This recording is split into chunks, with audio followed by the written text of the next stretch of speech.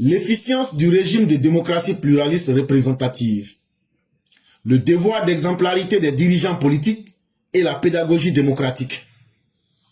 C'est le père Alexis Diette qui nous explique que pour connaître si la démocratie est une chose qui est efficace et importante, ceux qui sont les politiciens, eux là, est-ce qu'ils n'ont pas un devoir de donner des exemples? Est-ce que leurs exemples là ne doivent pas être des modèles d'enseignement? Est-ce que quand on dit on est démocrate ou on pratique la démocratie là, est-ce que c'est pas à travers les exemples qu'on peut enseigner les gens? Le régime de démocratie pluraliste représentative ne perdure dans une société que si ce régime tient ses promesses en matière de liberté, d'égalité, de justice sociale, de transformation et d'amélioration des conditions matérielles d'existence du plus grand nombre. Il dit si pratiquer la démocratie, c'est à travers les exemples qu'on donne, lesquels exemples deviennent donc des modèles pour enseigner les gens. Il dit si on est dans une démocratie qui veut représenter la majorité du peuple, pour que cette démocratie-là arrive à atteindre ces objectifs-là, il faudrait que, en matière de liberté, en matière d'égalité entre les gens, en matière de justice sociale et en matière de politique pour améliorer les conditions de vie des populations, il dit c'est sur ces modèles-là qu'on doit se baser. Il dit si on se base sur ces modèles-là, tout le monde aime être libre. Tout le monde voudrait qu'on soit traité avec égalité. Tout le monde voudrait vivre dans un monde où il y a une justice pour tout le monde. Tout le monde veut vivre sous un régime où les dirigeants travaillent, réfléchissent et ils améliorent chaque jour les conditions de vie des populations. Il dit, c'est comme ça on doit faire la démocratie. Donc quand c'est comme ça, le peuple va apprendre et saura ce que c'est que la démocratie. Et le peuple peut se dire, nous devrons faire confiance en la démocratie parce que les exemples que les politiciens nous donnent là, ce sont les meilleurs exemples. Et ces exemples-là, en les faisant, ils enseignent aussi le peuple à croire et à aimer la démocratie. La démocratie ne peut s'enraciner dans une société que si le peuple qui en font l'expérience constate que ce régime transforme et améliore concrètement leurs conditions matérielles d'existence. Il dit en vérité, la démocratie là, c'est pas un mot qu'on prononce dans la bouche comme ça. Tu peux crier démocratie, tu peux dire j'aime être démocrate, tu peux dire je n'aime pas la démocratie. Mais tant qu'il n'y a pas des hommes qui adoptent le comportement et qui adoptent les vérités qui vont avec la démocratie, on ne verra pas d'exemple. Et si on ne voit pas d'exemple, les peuples ne pourront pas avoir d'expérience. Il dit donc, une société qui veut sa propre réussite, il faudra que cette société-là fasse l'expérience de la démocratie. La démocratie, ce sont les hommes qui la pratiquent. La démocratie n'est pas une lettre morte. La démocratie, ce n'est pas un mot. Ce n'est pas la démocratie qui transforme les gens.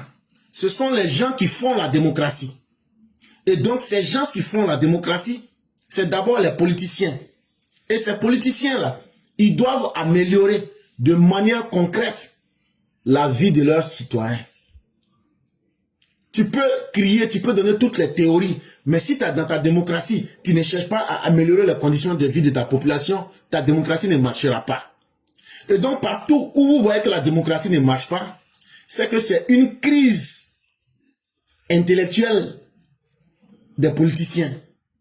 C'est une crise de réflexion. Ça veut dire qu'ils sont en manque de stratégie pour améliorer les conditions de vie de leur population. Et c'est là qu'ils viennent dire, non, la faute c'est la démocratie. De la même manière que Mariam joue à la balle existe dans le livre de CP1 là. Mariam qui joue à la balle là, elle n'existe pas dans la réalité. La balle là n'existe pas dans la réalité. C'est un exemple. Mais cet exemple là, on prend cet exemple là pour t'apprendre à lire et à écrire. La démocratie aussi là, c'est quelque chose qui existe comme de la manière Mariam existe dans le livre de CP1. Comme de la manière la balle là existe dans le livre de CP1. C'est un concept. Maintenant, c'est à toi d'utiliser ce concept-là, de l'adapter à ta population. Mais pour mieux adapter cela à ta population, il faut l'adapter de la manière que ton peuple va voir que tu es en train d'améliorer leurs conditions de vie. Là, ils vont se dire, ah, lui là, il comprend bien la démocratie. Là, regarde, tous les jours, les choses changent, comme ce que Ouattara est en train de faire là. C'est comme ça, à travers notre intelligence, notre capacité de créer un environnement qui arrange tout le monde, c'est comme ça qu'on voit la beauté de la démocratie. Leur apporte concrètement un plus en matière de liberté, d'égalité et de justice sociale. Aujourd'hui, par exemple, là, quand nous on dit par exemple, ah, si vous dites que Ouattara est mauvais, envoyez-nous le nom des personnes qui l'a fait zigouiller, on ne trouve pas. Envoyez-nous, depuis que Ouattara est là, il y a combien de policiers qui ont fait bavure, on n'en trouve pas. Depuis que Ouattara est là, il y a combien de journalistes qui sont là en prison, on n'en trouve pas. Depuis que Ouattara est là, il y a combien d'opposants qui sont là en prison, s'ils n'ont pas commis des actes délictueux. Il n'y en a pas. Bon, ça veut dire que les libertés humaines se sont améliorées. Depuis que le président Ouattara est venu, est-ce que on insulte quelqu'un à cause de son ethnie et de sa religion? Est-ce qu'on a mis quelqu'un à côté pour dire, toi, tu n'es pas ivoirien? Donc, en pratiquant l'égalité des citoyens, ça donne confiance. Et en matière de justice sociale, les plus pauvres, on en tient compte. Par exemple, les RSU. Il y a des familles qui sont tellement pauvres, chaque fin de mois, on paye de la nourriture, 50 250 francs, on leur donne. Il y a d'autres, on leur donne les filets sociaux, et etc., etc. C'est tout ça qui constitue la justice sociale. Et c'est ça qui fait qu'on peut croire en la démocratie. C'est-à-dire lorsque les dirigeants qui viennent là, quand ils ont des idées dans la tête, et puis ils mettent ça en marche, et puis la population voit que ce qu'ils sont en train de faire, ça les arrange là. C'est ça qui est la démocratie. Comme de la même manière, l'élève a dit, Mariam joue à la balle là. Mariam en réalité ne joue pas à la balle parce que Mariam c'est un dessin, la balle est un dessin. Et c'est un concept qu'on lui a donné pour que lui puisse apprendre à savoir lire et à écrire. Et de cette même manière-là, la démocratie n'est rien d'autre que ce que nous en faisons sur le terrain. Et la démocratie n'est rien si le politicien n'a rien dans sa tête. Le politicien doit avoir un plan pour son peuple dans sa tête. Et c'est là qu'il va faire progresser sa démocratie. Les pays où vous avez vu à coup d'État, les dirigeants politiques n'avaient pas d'idée pour convaincre leur peuple à travers le travail concret, la justice sociale, l'égalité et les libertés. C'est pourquoi leurs démocraties ont échoué. Les acteurs politiques qui se réclament de la démocratie sont donc corrélativement tenus à un devoir d'exemplarité en ces matières quand, après avoir été élus sous les promesses de la démocratie, ils exercent le pouvoir d'État. Donc si vous devenez quelqu'un, toi tu as utilisé la démocratie, tu as bien parlé, tu dis tu vas être démocrate, tu vas être ceci. Si tu veux que ton peuple te respecte, il faut que tu mettes en pratique tous les exemples qu'on vient de te donner là. Là, quand c'est comme ça, le peuple va prendre ça comme un exemple et le peuple va croire en la démocratie et le peuple aussi va respecter les promesses. Comme toi, tu dois aussi respecter les promesses de la démocratie avec les idées que tu vas mettre en place. Et comme ça, tu pourras exercer le pouvoir d'État dans les meilleures conditions. Il n'en a malheureusement pas toujours été ainsi en Afrique. La démocratie a souvent trahi ses promesses. Malheureusement, ce qu'on vient de dire là, c'est comme ça que les choses devraient se faire. Mais malheureusement en Afrique, tout le monde s'estime être démocrate. Mais lorsqu'il s'agit de passer au travail et donner les exemples comme il faut, les gens trahissent la démocratie et les promesses qui vont avec la démocratie. Parce que la démocratie permet à tout le monde de s'exprimer, de parler. Mais il y a des gens qui utilisent la démocratie pour venir tromper le peuple. Et ça, c'est une trahison. Et dans beaucoup de pays africains, on a vu cela. Maintenant, laissez-moi vous parler du modèle ivoirien de la démocratie. Le modèle politique ivoirien repose sur la priorité de l'économie et sur la conception du développement comme consistant à construire la nation, c'est-à-dire à inclure, à intégrer la diversité des ethnies et des confessions du territoire au moins de la modernisation économique. Il dit, si vous prenez le modèle de la démocratie en Côte d'Ivoire, il y a des gens comme Laurent Gbagbo et bien d'autres qui sont les modèles parfaits de l'échec de notre démocratie parce que tout ce qu'ils ont dit, ils ont utilisé l'environnement de la démocratie pour tromper le peuple. Mais à côté de ces personnes inefficientes qui n'ont rien apporté, si vous regardez, vous prenez un président comme le président Félix Houphouët-Boigny, ou bien vous prenez un président comme le président Alassane Ouattara, il dit il y a des bons modèles et il y a des bons exemples. Il dit par exemple, regardez, Quand vous regardez la politique de Félix Houphouët-Boigny et la politique du président Ouattara, comment ils font pour valider leur démocratie et donner des exemples à leur peuple? Ils ont deux stratégies. D'abord, ils essaient d'améliorer les conditions économiques. Ils essaient de créer la richesse. Quand ils finissent de créer la richesse maintenant, ils essaient de voir la richesse qui est créée là. Bon, il y a dans la population là, on a créé la richesse. Comment on va distribuer? Pour distribuer là, il y a les planteurs, il y a les enseignants, il y a les policiers, il y a tous les corps de métier.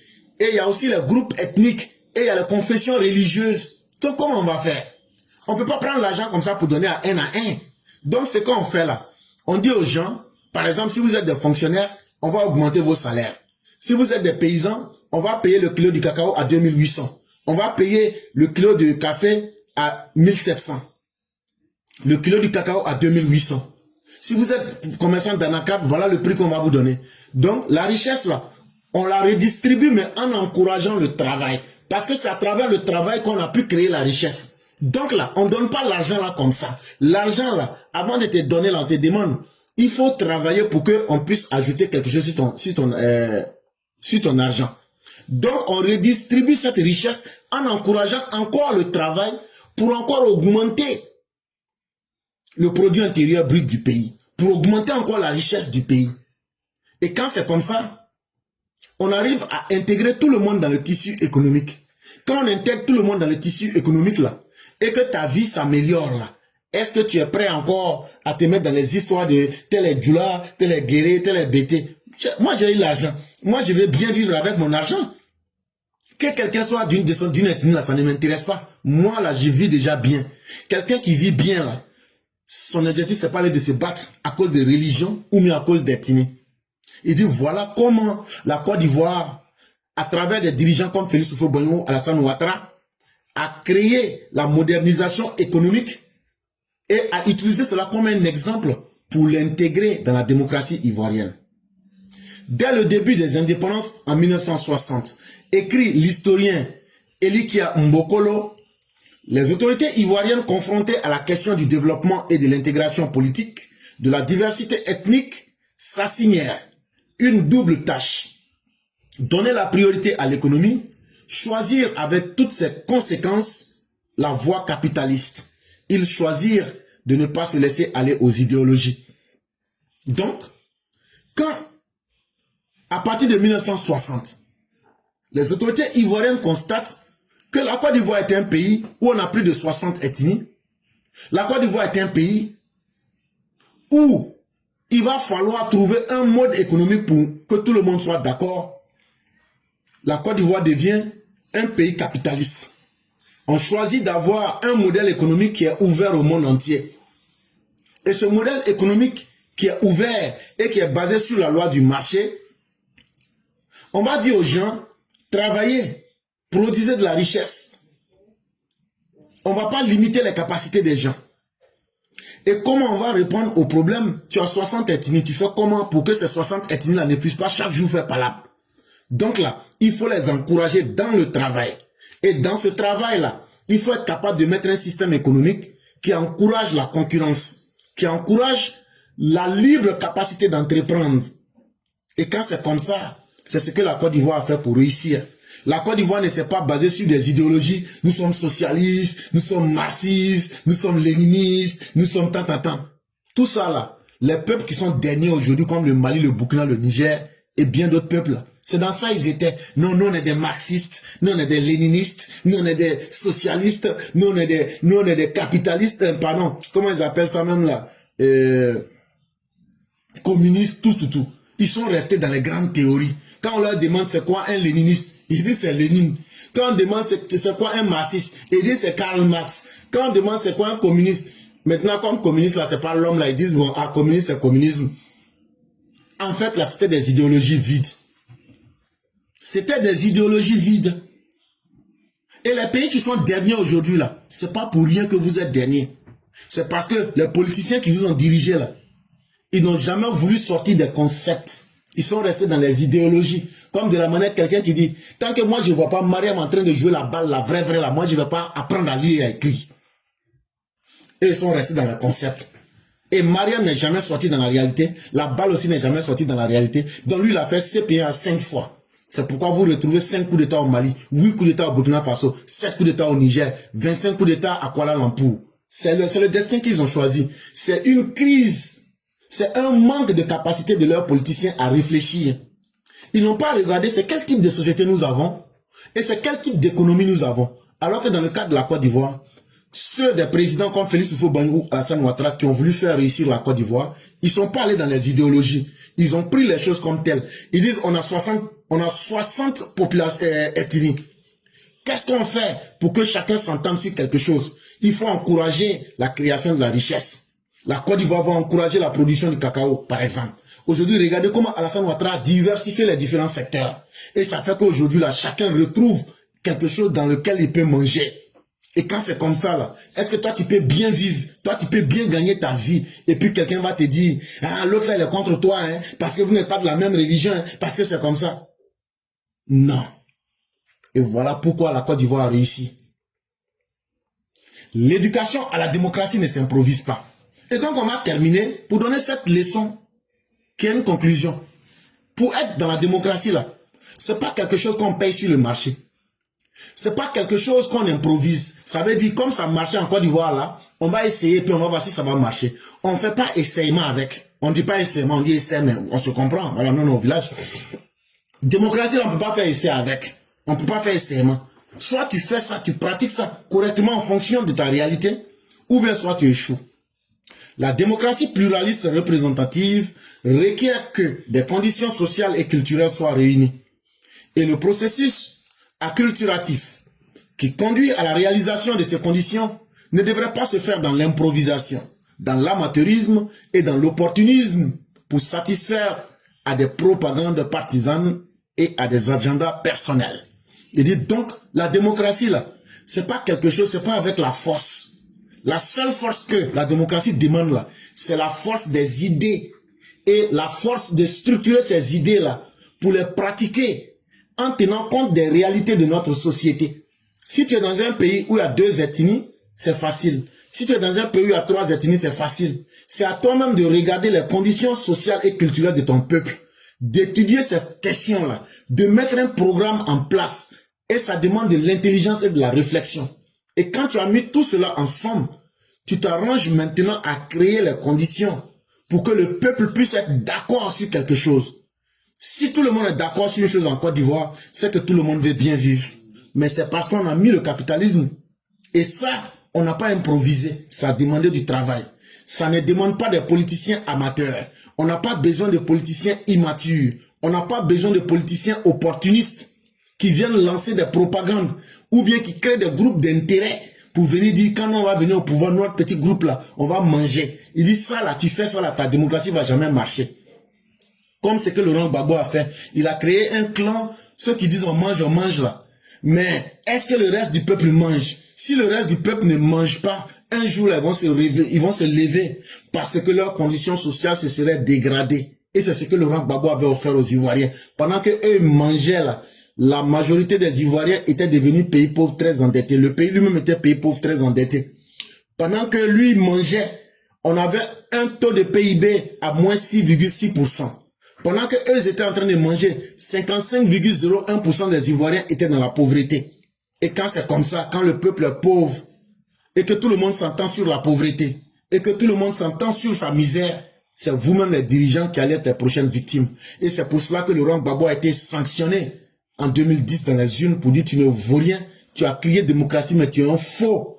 Tu n'es pas un démocrate, tu n'es pas un socialiste, tu es un amateur, tu es un propagandiste, tu es un opportuniste, tu es quelqu'un qui est dans l'improvisation. Il a été sanctionné dans les urnes. Et comme il en a eu très honte, il a voulu voler les élections et Alassane Ouattara l'a accueilli comme un fruit pourri. Laurent Gbagbo hier, j'étais pas raté. Ça encore, c'était très intéressant. Mesdames et messieurs, nous allons passer à l'édito de Mère Blanc. Et après donc cet édito, ceux qui veulent prendre la parole très rapidement, nous allons vous permettre de vous exprimer. Et après aussi, on va aller chercher notre pain quotidien. Bonjour éclaireur pro vérité, bonjour à tous mes condisciples de la grande classe éclaireur pro vérité. Mon édito aujourd'hui a pour titre « Aurions-nous raison d'y croire ?»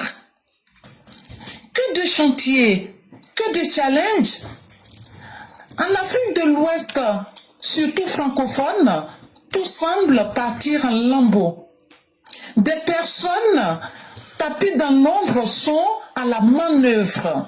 Leur projet principal est la déstabilisation. Leur intention est de casser le code du gouvernement choisi par le peuple et pour le peuple. Eux ne connaissent que le coup de force. Les trois putschistes de l'AES et leurs soi-disant influenceurs rêvent de gouvernements issus de force. Mais que deviendrait dans ces conditions l'Afrique si ces militaires sans foi ni loi arrivaient à leur fin? Leur seule intention est d'instaurer un climat de Far West. Leur mode d'emploi est simple. Un militaire, peu importe son grade, est approché, il est doté d'une certaine logistique et au petit matin, il trouble l'ordre public du pays. Il occupe la télé, l'aéroport, le palais présidentiel et le tour est joué. Et une fois installé au pouvoir, le putschiste change la constitution du pays dans le but de traverser le temps sans organiser le moindre scrutin démocratique. De quand date la dernière élection présidentielle au Mali, au Niger et au Burkina Faso? Mais tout ça est remis au calendrier grec. Ils n'en parlent même pas. D'ailleurs, qui oserait évoquer ce sujet qui les fâche au plus haut niveau? Et moi de me demander comment le putsch du Bénin a pu être déjoué et pas ceux de l'AES.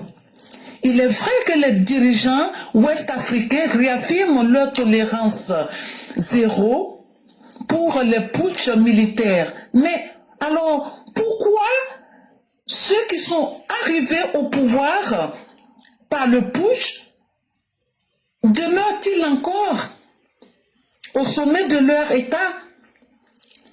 À force, le paysage politique manque d'harmonie et les déplacés sont en train d'aller dans tous les sens, fuyant les affres qui leur sont imposés. Ils sont nombreux à sillonner les voies à la recherche de pays d'accueil. Combien sont-ils aujourd'hui à toquer à la porte de la Côte d'Ivoire? N'y a-t-il pas moyen d'arrêter tout cela? Il faut que la CEDEAO puisse réorganiser sa manœuvre d'intervention pour arrêter les putschs. Car, voyez-vous, au cours de ces vagues migratoires, tout type d'individus en profitent pour entrer dans des pays, dans nos pays. Et c'est là où le bas blesse. Tenez, pas plus tard que le vendredi 12 décembre 2025, des coupeurs de route qu'on croyait stopper, un phénomène qu'on croyait avoir éradiqué, ces coupeurs de route étaient prêts à sévir, n'eût été le professionnalisme de nos forces de l'ordre. Ça fait peur.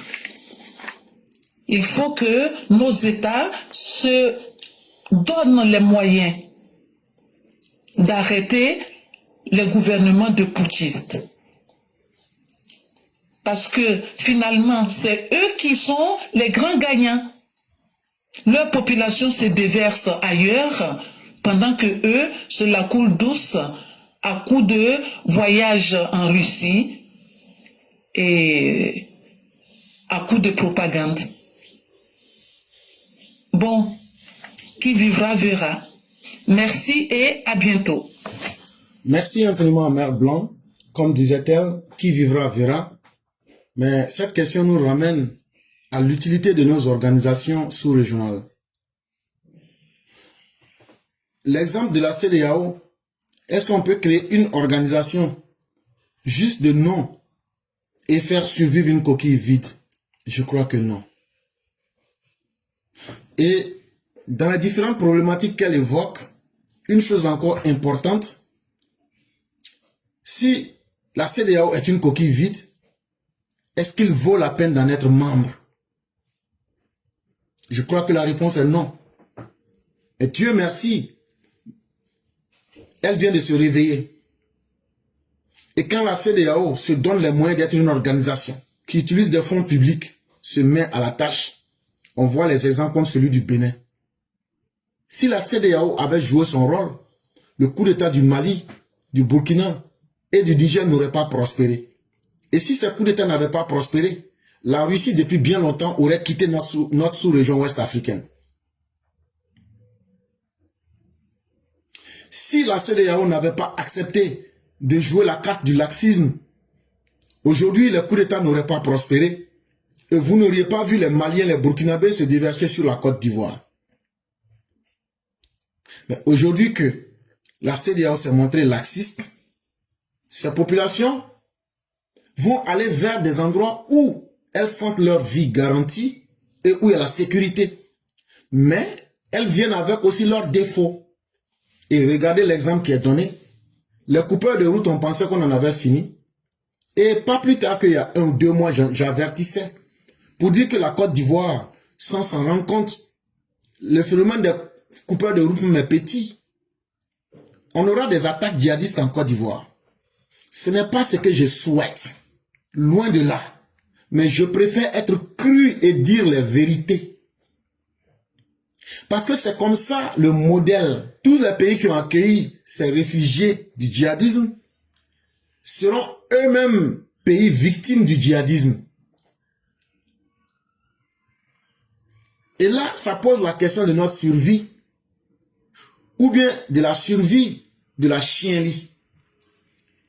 Quand tu permets à quelqu'un de commettre des mauvaises actions et que tu encourages cette personne en lui pardonnant les méfaits, les conséquences de ces actions-là, est-ce que tu veux s'attendre à ce que la personne change de comportement? Si on a encouragé les putschistes en leur faisant des faveurs, en leur pardonnant, en violant les principes même de la CEDEAO, mais c'est totalement normal qu'ils vont continuer à exiger et à même faire du chantage à la CEDEAO. Et c'est dans ce processus que la CEDEAO s'est retrouvée aujourd'hui. Et le chef des braqueurs qu'on a attrapé, il s'appelle Sawadowo. Sawadowo du Burkina Faso. Mais de la même manière qu'on a encouragé les Ibrahim Kaka là, et puis de la même manière qu'on les a encouragés à les accepter, mais quand ils vont venir là, si vous avez pardonné à ceux-mêmes qui ont créé toute cette situation, c'est pas à nous, moi, M. Sawadowo, que vous n'allez pas pardonner le braquage que j'ai fait. Ce n'est pas à moi que vous n'allez pas pardonner, que je ne puisse pas aussi venir avec mes mauvais comportements. Parce que tous ceux qu'on accueille là, ils viennent avec leur mauvais comportement, comme ils viennent avec leur bon comportement. Ce risque-là, quand on le met au niveau d'un État, c'est un risque qui est inutile à prendre. Il faut impérativement décourager les faiseurs de coups d'État. Il faut tracer une ligne claire pour dire que trop, c'en est de trop. Et essayer de prendre des décisions radicales pour décourager tous les peuples et tous les pays qui veulent choisir le désordre comme un mode. Ils finissent de faire les putsch. Que voit un dirigeant si tu n'es pas capable de diriger ton propre peuple?